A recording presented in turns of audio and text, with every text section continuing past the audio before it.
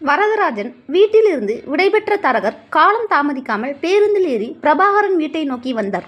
வீடு பூட்டியிருக்க கேட்டருகில் இருந்த அழைப்பு மணியை அழுத்த கதவை திறந்த ஜெயந்தியும் வீட்டிற்குள் ஓடிப்போய் கணவரிடம் கூற, வெளியே வந்து எட்டி பார்த்த பிரபாகரன், வாங்க ஐயா என அவரை அழைக்க வீட்டிற்குள் வந்தவர் அவன் புகைப்படத்தை எடுத்து அவரிடம் நீட்டியபடி, இந்த பையன் பிஇ படிச்சிருக்கானாம், பெயர் என்னவோ சொன்னார்களே, நினைவுக்கு வந்துட்டு, வினீஷ், ராகவ் ஏஜென்சியில் அவனுக்கு கை செலவு போல ஒரு 10,000 ரூபாய் கிடைக்குமாம்.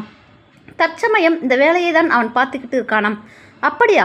நிரந்தரமாக வேலை இல்லாதவனுக்கு மகளை எப்படி கல்யாணம் செய்து கொடுப்பது? அவனை நம்பி கொஞ்சமாவது சம்பாத்தியம் வர வேண்டாமா? வெளிநாட்டுக்கு என்னவோ முயற்சி பண்ணிட்டு இருக்கிறதா சொன்னாங்க. டவுரி பற்றியெல்லாம் எந்த பிரச்சனையும் இல்லை. உங்கள் பொண்ணும் பிடிச்சிருக்கனால 2 பேரும் சேர்ந்து வெளிநாட்டில் சம்பாதிக்கலாம். அது சரிதான். வெளிநாட்டுக்கு போகிறது வரை கை செலவுக்கு காசு வேண்டுமே, அதற்கு என்ன செய்வாங்க? பையனோட பெற்றோர்கள் கவர்மெண்ட் ஸ்டாஃப்ஸ் தானே, அவனுக்குன்னு நிரந்தரமாக ஒரு வேலை கிடைக்கும் வரையிலும் அவங்க பார்த்துப்பாங்க. ஒரே பையன், எல்லாமே அவனுக்கு தானே. தரகர் கூற, இருந்தாலும் நாங்கள் இருவரும் முடிவெடுத்தால் போதாது, வாழ போகிறது அவள், அதனால் அவளிடம் ஒரு வார்த்தை கலந்துட்டு பதில் சொல்லட்டுமா?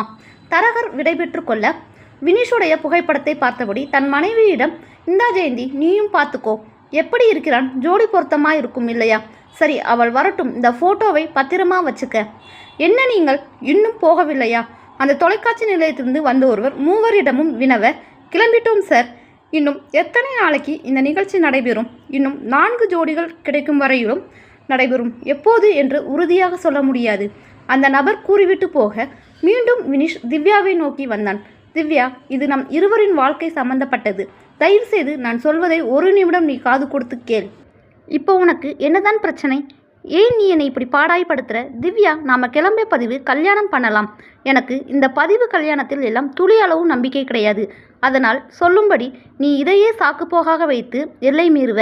அதனால்தான் இரு வீட்டார் சம்மதத்துடன் நான் திருமணம் செய்ய விரும்புகிறேன். நீ கை நிறைய சம்பளத்துடன் நல்ல வேலையை தேடிட்டு வா. அப்புறம் நீ எங்கே அழைக்கிறாயோ அங்கே வருகிறேன். இதுதான் உன்னோட முடிவா? ஆம். டே ராகவ், நீயாவது ஒரு வார்த்தை அவகிட்ட சொல்லுடா. வினீஷ் கேட்க, நான் எப்படிதான் அவகிட்ட பேச முடியும்? அதுதான் அவளோட முடிவை சொல்லிட்டாளே. மனம் வருந்து இறங்கி வந்தவன், சரிடா, வண்டி நிற்கிற இடத்தில் என்னை இறக்கி விடு. வாடி திவ்யா, போகலாம். கார் கிளம்பியது.